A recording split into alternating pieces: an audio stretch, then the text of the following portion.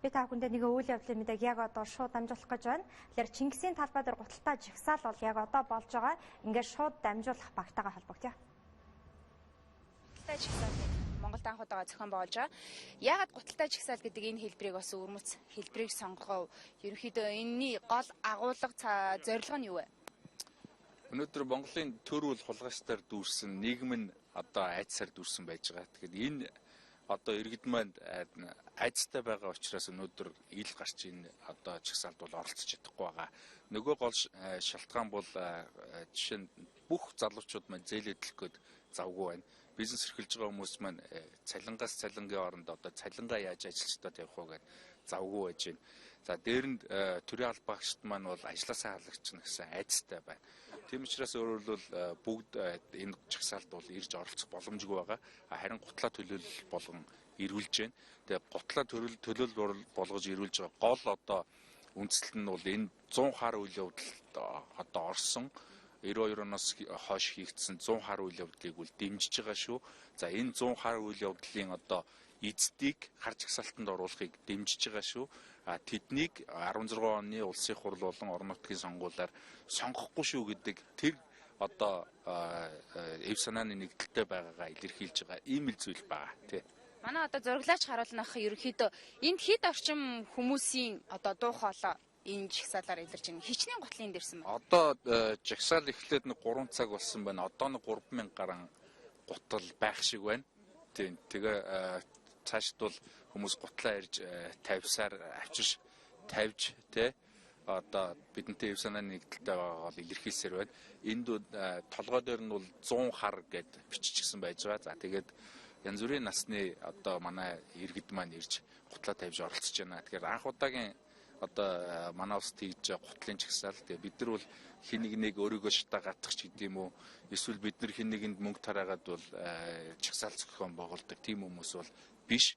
Тэгээ Монголын залуучуудын холбоо бол нийгмийн толь болсон ийм байгууллага. Тэгээд энэ үүргээ гүйцэтгэж одоо 100 хар үйл явдал гаргах. За дээр нь одоо сонгож болохгүй улс төрчдийн хар жагсаалтыг гаргах ажлаа бол хийж байна. Тэгээд энэ бүгдийн үр дүн бол 6 сарын 29-ний өдөр сонгуулиар гарна. Тэгээд нийт ард иргэдийгээ телевиз үзэгчдийгээ залуучуудыгаа ахмадуудыгаа бүгдийн одоо сонгуульд идэвхтэй оролцохыг бол уриалж байгаа. Харин сонголт маань бол хулгайч биш байх болно гэдгээ бид нар бол энэ арга хэмжээгээр бол илэрхийлж байгаамаа. Амжилт. Баярлалаа.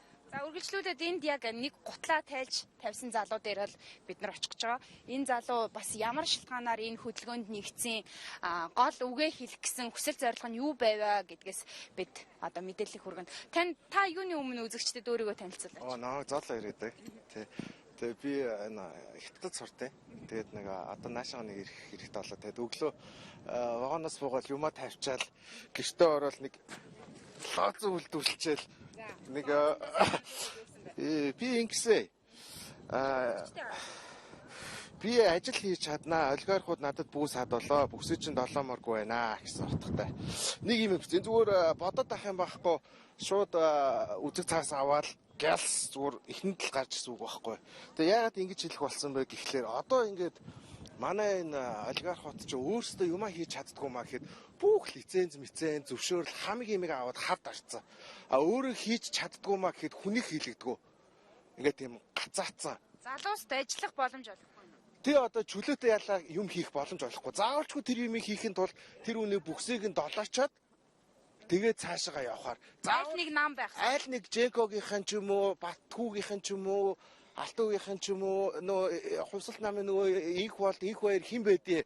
Хин нэгнийх нь бүхсийг долоож шаргансны дараад л хүн нэг юм хийх боломжтой болчихж байгаа байхгүй юу?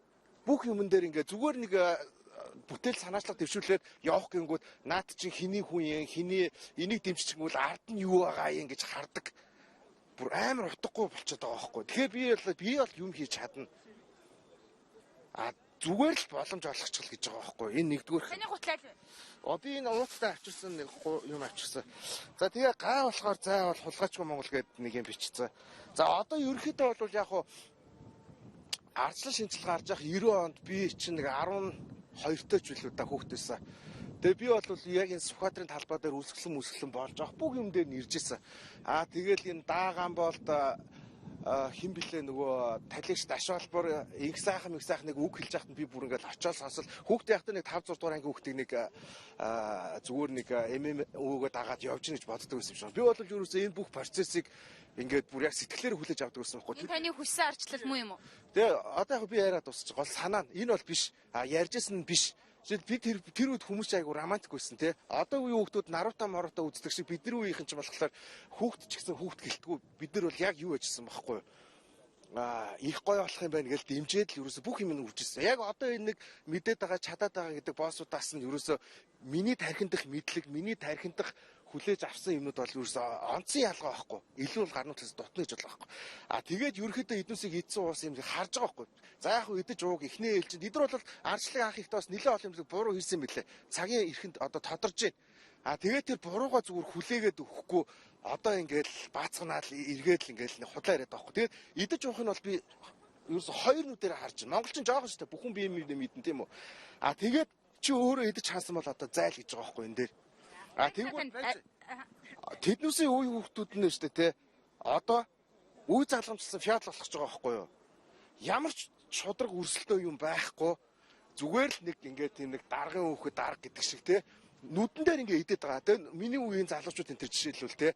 Юу шудраг хөдөлмөрлөх ямар ч тийм цаанаасаа тийм юу байхгүй. Бүх юм хулгай. Ерөөсө тархинд тэгж ажилддаг. Дахиад нэг тийм үе гарч ирж байгаа байхгүй. Миний хүүхэд тэдний хүүхдээ боолдлох юм уу?